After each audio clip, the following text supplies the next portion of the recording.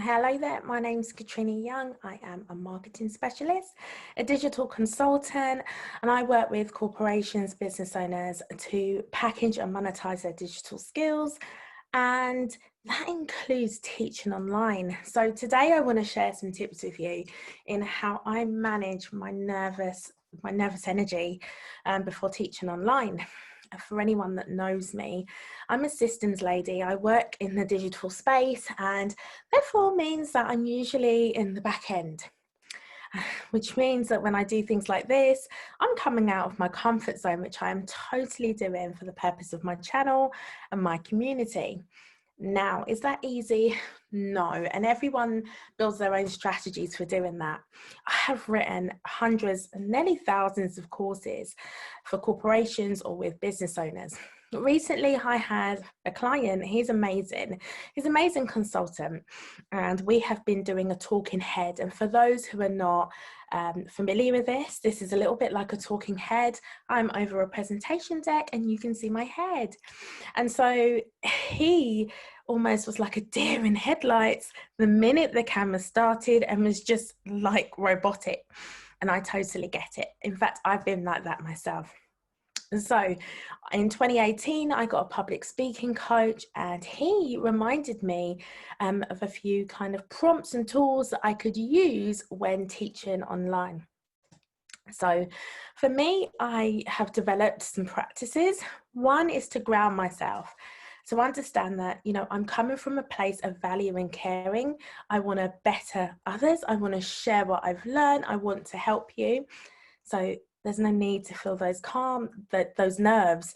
Just presenting calmly allows me to get a better pace.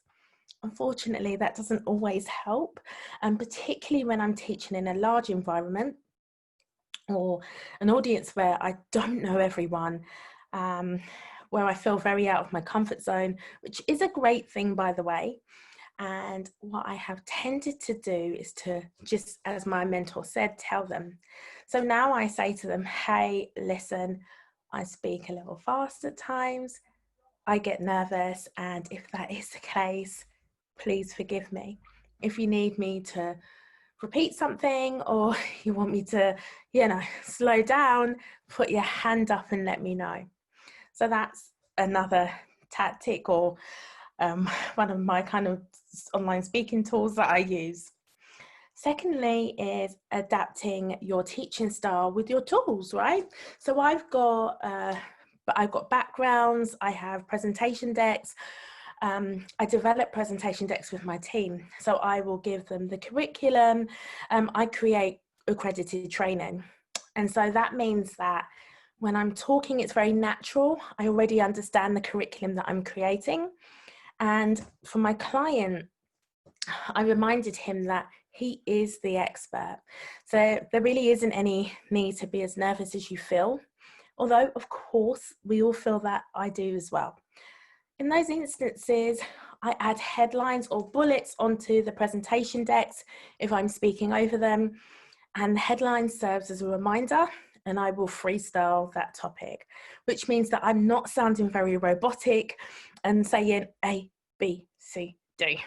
And I'm just being really natural, just like I'm freestyling here. I have nothing prepared. I'm literally just sharing with you what I do, but I know the topic and I certainly know what I use as a process. So, it just flows. And thirdly, using the headline as an anchor. So a topic anchor, meaning I know what the summary of that topic is, and therefore, that's what I will teach. And then having timers and prompts. Now, one of the most important things as well for talking online is having a framework in your head. So for myself, I use an intro, an opener, the main premise of the training. So here I'm sharing my tips and tools, a summary and roundup, and then, if you're given a call to action at the end, which be, opt in below to my freebie checklist or whatever it be.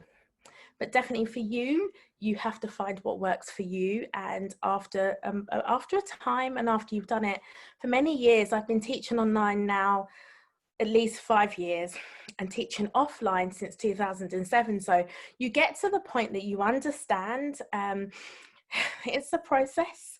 And you know, it's always aligned to a story. So we're worried about judgment, we're worried about getting it wrong, and others absolutely thrive and excel from teaching online or teaching anywhere. So choose what works for you.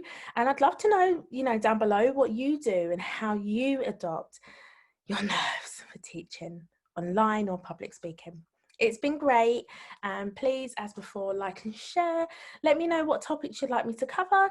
And perfect is always a fallacy for me. Done is better. Yeah, and I just believe in being perfectly imperfect. Take care.